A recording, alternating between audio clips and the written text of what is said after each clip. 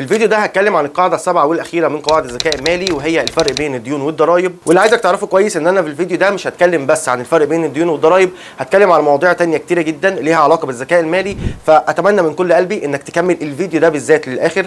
اكيد اي يوتيوبر يتمنى انك تشوف الفيديوهات بتاعته وتقعد على الفيديوهات بتاعته اطول وقت ممكن، لان ده بيفيده هو. لكن حرفيا انا يا سيدي بقول لك ما تشوفش باقي الفيديوهات بتاعتي، ما تقعدش عليها للاخر، بس الفيديو ده بالذات كمله للاخر لانه فعليا مفيد جدا. ولو ده اول فيديو ليك معانا فانصحك تروح تشوف البلاي ليست اللي هسيبها لك فوق هنا في الاي اللي بتكلم فيها عن قواعد الذكاء المالي. واكيد برحب بيك في قناتي الصغيره الحماسيه، واحب اعرفك الهدف من القناه، وهي فكره الديفلوبمنت او التطوير، وهي انك تطور نفسك في جميع مجالات الحياه. فلو انت حد مهتم ان تخلي حياتك احسن، او انت بتهتم بمواضيع التطوير عامه، اتمنى ان ناخد من وقتك سنتين اتنين تعمل فيهم سبسكرايب للقناه ولايك للفيديو. منها اول ما ينزل فيديو جديد ان شاء الله على طول يوصل لك وتتفرج عليه وتستفيد، ومنها في نفس الوقت انا قناتي تكبر اكتر واكتر. وزي كل مره من غير رغي كتير خلينا على طول نخش في الموضوع، لان في مواضيع كتيره مهمه قوي حابين نتكلم فيها مع بعض.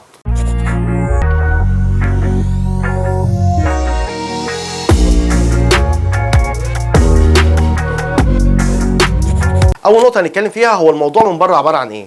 وانا عندي كلمه هنا بقتنع بيها جدا، انك عشان تفهم اي موضوع كويس انت محتاج تبص عليه من بره الاول، وبعد كده ابتدي تعمق فيه واحده واحده. ما تخشش تتعمق في قلب موضوع انت اساسا مش عارف الموضوع هو عامه بيتكلم عن ايه. فبالنسبه للموضوع بتاعنا، هو الموضوع بمنتهى البساطه كالتالي. اللي بيحصل ان اشخاص زي وزيك، ادي هم دول اشخاص،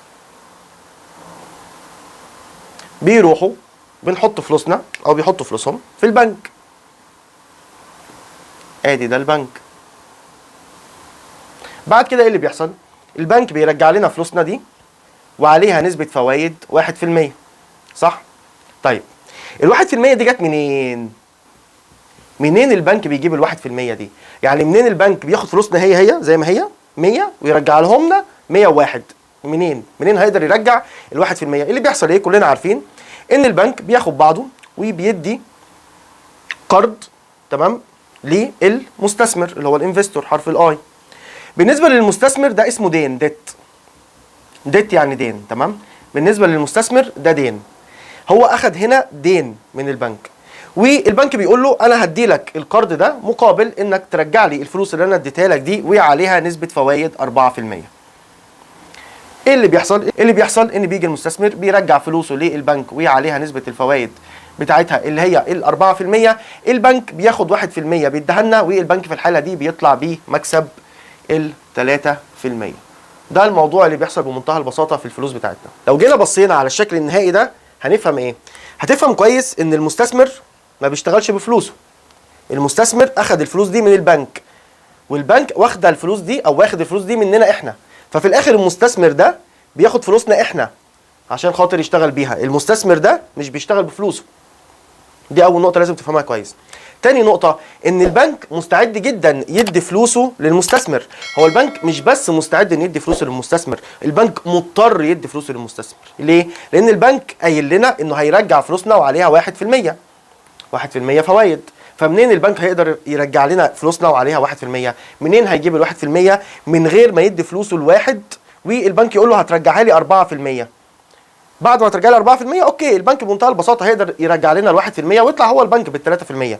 دي النقطه الثانيه اللي انت لازم تفهمها كويس، وهي ان البنك مضطر انه يدي فلوسه لاي مستثمر عشان خاطر البنك محتاج يرجع للناس فلوسها وعليها الفوائد بتاعتها. تاني نقطه هنتكلم فيها هو موضوع التاكسز او الضرايب. وانا هنا اقصد احنا بندفع كام في المية ضرايب، او الناس عامه اللي في العالم بيدفعوا كام في المية ضرايب، وعلى اي اساس النسبه دي اتحطت. يعني ليه في ناس بيدفعوا ضرايب اكتر وليه في ناس بيدفعوا ضرايب اقل. فلو رجعنا للمخطط الرباعي او الكوادرانت دياجرام بتاع روبرت كيوساكي، الناس اللي في العالم اللي بتشتغل هم 4 اقسام بس، تمام؟ انا شكلي هتلخبط في الاخر من كتر الاحمر والازرق. اول قسم معانا هو حرف الاي اللي هو الموظف. تاني قسم معانا اللي هو الاس اللي هو سمول بزنس او بزنس صغير. تالت قسم معانا اللي هو بيج بزنس حرف البي. واخر قسم معانا اللي هو الاي او الانفستور اللي هو المستثمر. كعالميا طبعا كافريج متوسط عالمي الضرايب بتتقسم كالتالي. الموظف بيدفع 40% ضرايب، يعني 40% من الفلوس بتاعتك انت بتدفعها للدوله ضرايب. اللي فاتح بيزنس صغير وهو زي الدكتور في العياده بتاعته، زي المحامي في المكتب بتاعه، زي الحلاق، زي اللي فاتح سوبر ماركت، وات ايفر، هو بيزنس صغير، ده اكتر واحد بيدفع ضرايب. انا بكلمكم كافريج، ده بيدفع للدوله 60% ضرايب. طيب لو رحنا للبيج بيزنس اللي هو صاحب البيزنس الكبير اللي هو اكتر من 500 موظف، ده بيدفع تاني اقل واحد بيدفع 20% بس ضرايب.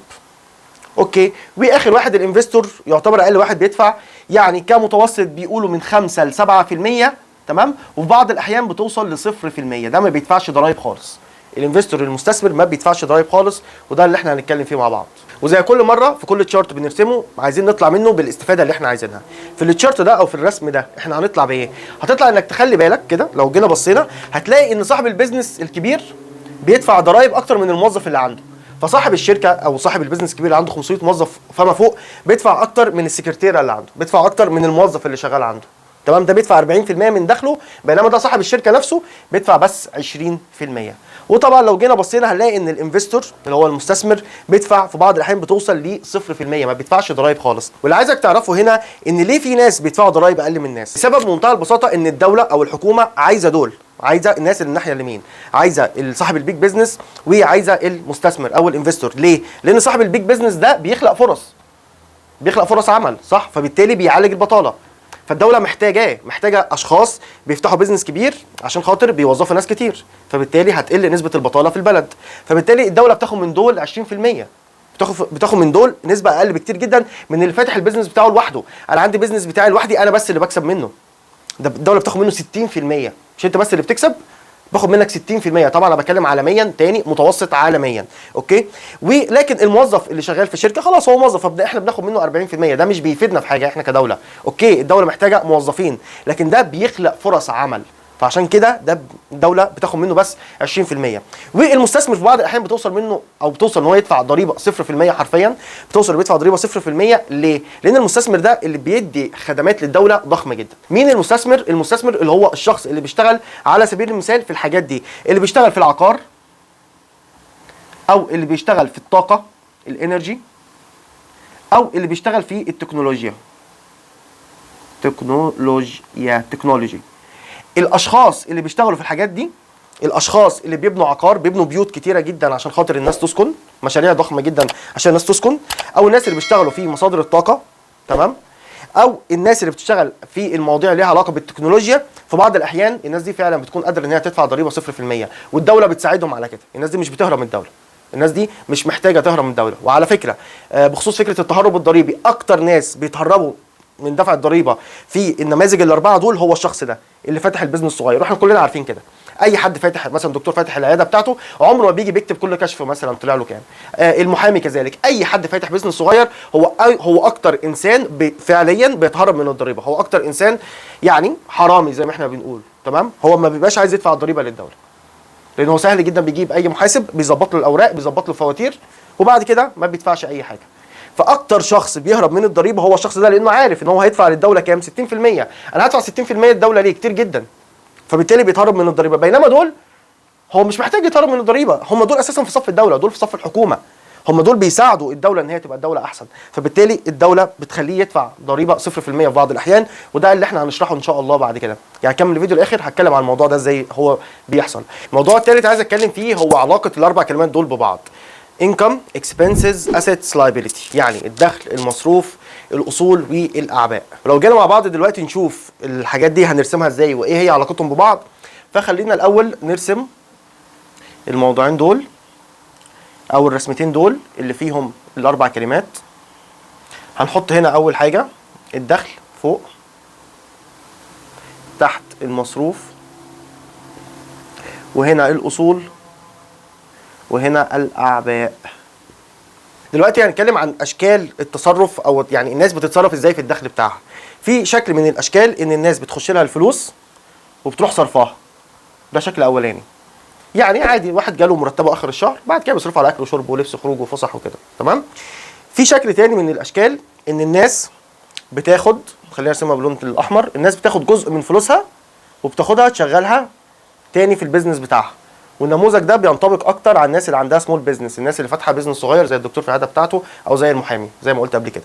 في ناس بتاخد جزء من الفلوس، بتاخد اكيد بتصرف على اكلها وشربها، وبتاخد جزء تاني بتاخده بتحطه في البيزنس بتاعها.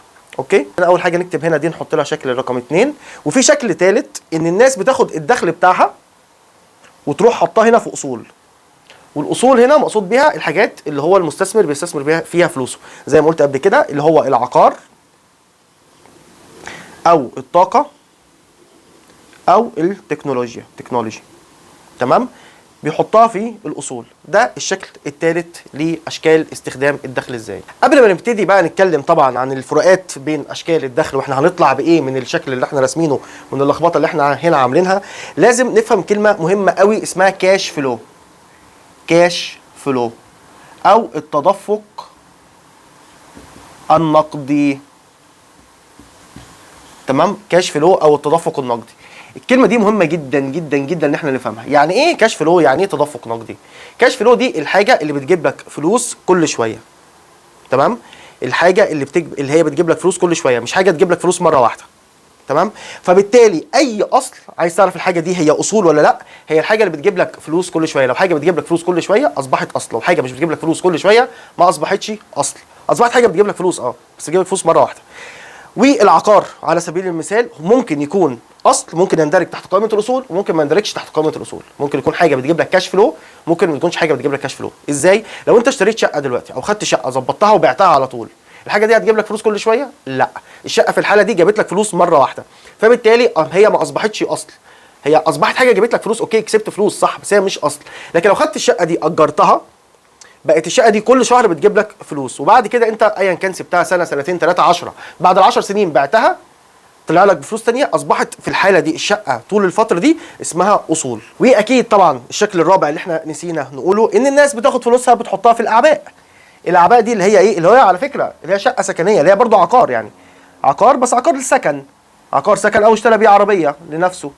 تمام؟ في الحاله دي اصبحت اعباء. فدلوقتي خلينا مع بعض كده نشرح الفرق بين الاربع اشكال دول واحنا هنطلع بايه من هنا. انت لازم باختصار عشان الخص عليك، انت لازم تفهم كويس ان الفلوس اللي انت بتجيبها تحطها، تحاول على قد ما تقدر تحطها في اصول، تحاول تحطها في حاجه بتجيب لك فلوس كل شويه. عشان كده عشان تفهم كويس معنى كلمه اصول لازم تفهم كويس او لازم نفهم كويس مفهوم الكاش فلو او التدفق النقدي. ما تجيش تقول لي على الذهب اصول، لا، في حاجه اسمها، عشان بس برضو نحطها هنا، في حاجه هنا اسمها الذهب، الفضه، البيتكوين او العملات الرقميه، العملات الرقميه. تمام؟ الحاجات دي انت بتحافظ فيها على فلوسك، انت الحاجات دي بتحافظ على قيمه الفلوس، بتحافظ ممكن الحاجات دي ممكن تحافظ لك على قيمه الفلوس، لكن الحاجات دي مش هتجيب لك فلوس كل شهر. ده اساسا سعره بيعلى وبينزل بشكل ضخم جدا، وكذلك البيتكوين وكذلك الفضه وكذلك كل الحاجه دي. الحاجات دي انت ممكن تحط فيها فلوسك او تحول فلوسك على شكل من الاشكال دي عشان تحافظ على الفاليو، تحافظ على القيمه بتاعت فلوسك. تمام؟ لكن الحاجه دي مش معناها ابدا ان الحاجات دي هي تندرج تحت قائمه الاصول. الذهب مش اصول. اوكي؟ الاصول حاجه بتجيب لك فلوس كل شهر وتعرف هي تبقى ملكك او انت تكون في جزء منها. انك مثلا على سبيل المثال تدي فلوسك لمستثمر بيبني فلوسه في العقار بشكل ضخم جدا وعنده بيوت ضخمه جدا وبيأجرها وبيبيعها، انت كده حاطط فلوسك في اصل، لان الشخص ده كل شهر انت بيجي لك منه فلوس، وفي نفس الوقت انت يعتبر مالك من ضمن ملاك العقار اللي انت حطيت فيه فلوسك ده. فلما شخص هيبيع الشقه في الاخر هياخد فلوسها وهيوزعها عليك وعلى باقي المستثمرين اللي استثمروا فلوسهم. فانت لازم تفهم كويس انك لما تيجي تحط فلوسك حاول تحطها في اصول على قد ما تقدر، ما تحاولش تحطها ابدا في اعباء، ما تحاولش تشتري بيها شقه سكنيه. وانا كنت اتكلمت في الموضوع ده في فيديو قبل كده، عشان كده فعليا اتمنى انكم يعني اتمنى انكم فعلا تشوفوا الفيديوهات على بعضها عشان تبقى الصوره واضحه بالنسبه لكم. لكن حاول تحطها في اصول، ما تحاولش تحطها في ذهب وفضه وتقول انا كده حطيتها في اصول حاجه بتجيب لي فلوس. مش بتجيب لك فلوس، بتحافظ على قيمتك، ما عنديش مشكله في الموضوع، لكن لازم تبقى فاهم ان ممكن فلوسك كلها قيمتها تقل جدا. الذهب سعره وقع، البيتكوين والعملات الرقميه كلها بتنهار بشكل ضخم جدا، وفي نفس الوقت بتعلى تاني في اوقات تانيه. فانت ممكن تحافظ على فلوسك فيها، لكن مش دي الحاجه اللي انت تحط فيها فلوسك. حاول دايما تشغل مخك انك تحط فلوسك في الاصول وما تحطهاش اكيد في اعباء، ولا اكيد طبعا تصرفها في يعني على اكل وشرب وخروجات وفسح. واكيد الناس اللي بتحط فلوسها في البيزنس بتاعها هي بالظبط الناس اللي بتحط فلوسها في عقار او في شقه وبعد كده بتبيعها. الموضوع ده كويس، برافو عليك، الشكل التاني كويس، بس الحاجه دي هتجيب لك فلوس مره واحده. حاول دايما تحط فلوسك في حاجه بتحقق لك مفهوم الكاش فلو. الموضوع الرابع اللي انا هتكلم فيه هو نموذج حي، ازاي اشخاص او ازاي المستثمرين بتوصل معاهم ان هم ما بيدفعوش ضرائب تماما، بيدفعوا ضرائب 0%. تعالوا مع بعض دلوقتي نشوف النموذج ده، واحنا في الحاله دي هنتكلم على عقار وعشان خاطر نبقى فاهمين الموضوع بيمشي ازاي. في المثال بتاعنا كده تخيل معانا ان في مستثمر لقى مبنى ضخم جدا وعايز ياخد المبنى ده يحوله شقق للايجار. تمام؟ فالمبنى ده سعره على سبيل المثال، طبعا دي ارقام، 25 مليون. اوكي؟ فالراجل راح للبنك، اكيد طبعا زي ما احنا قلنا المستثمرين ما بيدفعوش حاجه من جيبهم، راح للبنك قال له انا شايف قدامي مشروع 1 2 3، المبنى ده كويس جدا، انا عايز اجره وعايز اعمل كذا، بس هو سعره انا عايز اشتريه عشان اجره. سعره كام؟ سعره 25 مليون. اوكي، البنك بيقول له اوكي انا هديك 20 مليون منهم. فكده ناقص على المستثمر كام؟ 5 مليون، هيستلفهم من مستثمرين تانيين او ايا كان هيجيبهم منين. ال 5 مليون دول طبعا اكيد هيجيبهم من مستثمرين تانيين زيه، فهو حط 5 مليون من عنده والبنك اداله 20 مليون عشان يعرف يشتري البنايه دي اللي هي سعرها 25 مليون. اوكي؟ طيب بعد كده هو بيروح يقول للبنك ان انا حسب حسبتي، هو طبعا بيبقى عامل حسبته ان والبنك طبعا بيتكلم معاه بيقول له انت حاسبها على اي اساس. المهم خلينا يعني نلخص الموضوع على بعض، ان انا من الايجار بتاع الشقق ده سنويا هيطلع لي 700,000. 700,000 ده الصافي اللي انا هيطلع لي. على الاساس ده البنك بيبتدي يدي للشخص ده قرض، تمام؟ بيدي له القرض ده بناء على دي بيسموها هم NOI نت اوبريتنج انكم، او الصافي الدخل كام يعني في الاخر، تمام؟ فالبنك بيشوف اساسا على صافي الدخل، بيبتدي هو يقرر يدي للشخص او يدي للمستثمر ده نسبه قد ايه، بس مش ده موضوعنا. المهم ركز معايا بس في دي. الشخص او المستثمر قال للبنك ان انا هيطلع لي الصافي بتاعي 700,000، فالبنك قال له اوكي، في الحاله دي انت هيبقى مطلوب منك سنويا تديني 400,000. كده اتبقى كام؟ كده اتبقى 300,000. 300,000 دول اللي هم ايه؟ 300,000 دول اللي هم الصافي خالص، ان الشخص ده بيطلع له، المستثمر بيطلع له من الايجار بتاع المبنى كله 700,000، بيرجع 400,000 للبنك، تمام؟ بيرجع نسبته للبنك، وبعد كده هو بيطلع له بالصافي ده اللي هو 300,000. ولنفترض ان المستثمر صبر على الشكل اللي قدامنا ده سنه واثنين وثلاثه، بعد كده رجع للبنك تاني وقال له انا عايز اخد قرض على المبنى اللي انا بمتلكه، اللي هو المبنى ده. هو المبنى ده حاليا دلوقتي سعره كام؟ فالبنك قال له حاليا المبنى بتاعك سعره ولنفترض 36 مليون، انا اقدر ادي لك منهم قرض 30 مليون. ساعتها المستثمر بيعمل ايه؟ المستثمر في الحاله دي بياخد ال 30 مليون دول، بيرجع 20 مليون للبنك، ادي كده ال 20 مليون بتاعته، وبيرجع للمستثمرين اللي استلف منهم الفلوس بتاعتهم اللي هي ال 5 مليون. في الحاله دي هو اتبقى له كام؟ اتبقى له 5 مليون صافي.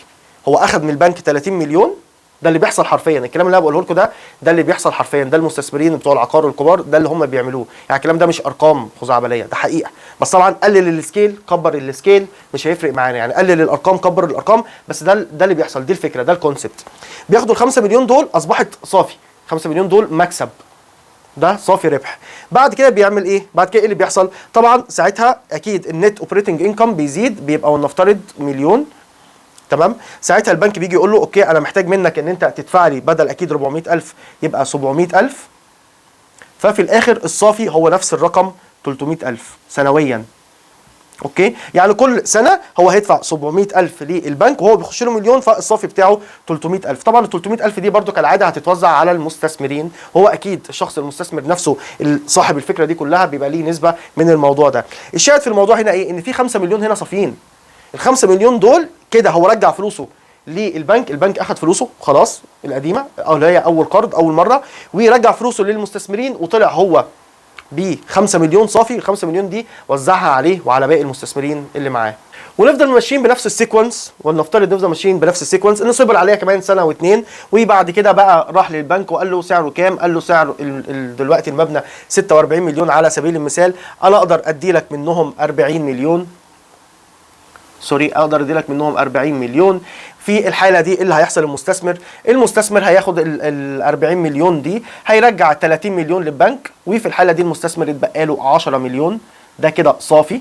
وطبعا اكيد ده المليون هيبقى مليون ونص، تمام؟ اللي هي النت اوبريتنج انكم، والبنك مثلا هيطلب منه مليون و100 ايا كان الارقام، وبعد كده هيطلع له هو صافي 400,000. والحركه دي تفضل مستمريه، ان هو بيطلع له صافي 400,000 بيوزعها على المستثمرين، وهنا بيطلع له الفرق ما بين طبعا سعر القرض قبل كده زي ما احنا شايفين، هنا مثلا كان 5 مليون، هنا كان 10 مليون، في بعض الاحيان ممكن يكون مليون، ممكن يكون نص مليون، بس دايما في مكسب فلوس. فبالتالي هو ده المفهوم بتاع كلمه الاصول، ان هنا في الحاله دي لسه على فكره كل المستثمرين اللي هو مثلا جمع ال 5 مليون دول من كذا مستثمر، المستثمرين دول ما زالوا بيمتلكوا المبنى ده ما زالوا، وكل كام سنه عمال يجي لهم فلوس عماله تتوزع عليهم وعلى اكيد صاحب الفكره الاستثماريه نفسها، وده المعنى الحرفي لمفهوم الكاش فلو. ولو هاجي الخص الحلقه دي في بعض النقط، ففي نقط مهمه قوي انت لازم تخرج بيها من الحلقه دي. اول حاجه لازم تفهم كويس ان المستثمرين ما بيستخدموش فلوسهم ابدا للاستثمارات الضخمه اللي حواليك. المستثمرين بيستخدموا الاو بي ام او اذر بيبلز ماني، فلوس الناس التانيين. دي اول حاجه. تاني حاجه لازم تفهمها انك تحاول دايما تحط فلوسك في اصول، حاول دايما تحط فلوسك في حاجه بتجيب لك دخل شهري، وبعد كده انت تبقى جزء او انت تبقى مالك للشيء ده، فتعرف بعد كده تبيعه وتعرف تطلع في نفس الوقت بهامش الربح. النقطه الثالثه اللي عايزك تعرفها كويس وهي فكره ان الموضوع كله مبني على تراست او على ثقتك انت في الاصول اللي انت بتحط فلوسك فيها. يعني تخيل معايا على سبيل المثال كده، لو انت جيت انت واثق مليون في المية ان عمله رقميه ايا كان اسمها ايه سعرها دلوقتي 10 دولار، وانت واثق كمان شهر هتبقى سعر العمله دي، او كمان سنه حتى، خليني اقول لك كمان سنه هيبقى سعر العمله دي بدل 10 دولار هيبقى سعرها 100,000 دولار، هتعمل ايه؟ انت واثق، انت مش فكره توقعاتك، انت عارف الموضوع وانت فاهم كده كويس. هتعمل ايه؟ هتحط كل فلوسك، هتحط كل فلوسك في العمله دي، هتحط 90% من فلوسك في العمله دي، صح؟ الموضوع هينتهي لحد هنا؟ لا، هتروح تستلف من الناس اللي حواليك، هتستلف من اصحابك، من اهلك، من قرايبك، من كل الناس اللي انت تعرفهم. وانت هتكون واثق، وانت هتقول لهم ان انا كمان سنه هرجع لكم الفلوس دي، وكمان فوقيها نسبه مكسب حلوه جدا. ليه؟ لانك انت واثق مليون في الميه ان الفلوس دي او العمله دي سعرها هيزيد. فالموضوع كله مبني على التراست. عشان كده المستثمرين الكبار لما بيخشوا في المبالغ الضخمه دي هو بيبقى واثق، هو بيبقى عارف هو بيحط فلوسه ايه، عارف يحط فلوسه فين، عارف كويس ان هو لما هيروح ياخد ارض فاضيه مثلا على سبيل المثال ويطلع بيها مباني ويبيعها، هو فاهم كويس نسبته ايه، فبيروح للبنك بكل قلب بكل ثقه. والبنك اكيد فاهم، البنك لا هو اهبل ولا هو عبيط عشان خاطر بيسلف الناس فلوسه كده وخلاص، لا، البنك فاهم كويس جدا. فلما انت بتبقى فاهم موضوعك ده او الموضوع اللي انت داخل فيه بيكسب او بيحقق مكسب قد ايه، بتقدر تروح تكلم البنك بكل ثقه. والبنك محتاجك جدا زي ما قلت في اول الفيديو، البنك محتاجك جدا، دي النقطه الرابعه ما تنساهاش. البنك محتاجك انت كمستثمر انه يدي لك الفلوس. البنك ما ينفعش يسيب الفلوس بتاعته قاعده، هيخسر. البنك عايز يرجع للناس فلوسها وفوقيها الفوائد بتاعتها، بعيدا عن الحرمانيه. انا هنا بتكلم على الحياه اللي احنا عايشينها، تمام؟ ده واقع. فانت كمستثمر تقدر تروح للبنك بكل ثقه. لو البنك شايفك فعليا عندك فكره استثماريه قويه هدي لك فلوسه بمنتهى البساطه، خدها. ده اللي انا عايزه كبنك، ده اللي انا عايزه عشان اعرف فاتح، عشان افضل شغال، افضل فاتح، عشان البنك بتاعي ما يفلسش، عشان افضل اكسب. وانا بكسب منين؟ تمام؟ فدي النقطة اللي انت لازم تفهمها كويس جدا. لو دي حاجات انا اقدر الخص بيها موضوع الحلقة، اقدر الخصهم في الكام نقطة اللي انا لسه قايلهم دلوقتي. ودلوقتي وصلنا لنهاية الفيديو، وبعتذر جدا لو كان الفيديو طويل، بس زي ما قلت لكم بصراحة الفيديو ده انا بعتبره من اهم الفيديوهات، بل اهم فيديو انا عملته لحد دلوقتي على القناة. فبعتذر لو كان الفيديو طويل، وشكرا جدا لو انت كملت الفيديو للاخر. وزي كل مرة خلوا بالكم على نفسكم، وخلوا بالكم على الناس اللي بتحبوهم، واشوفكم في الفيديو الجاي باذن الله. سلام.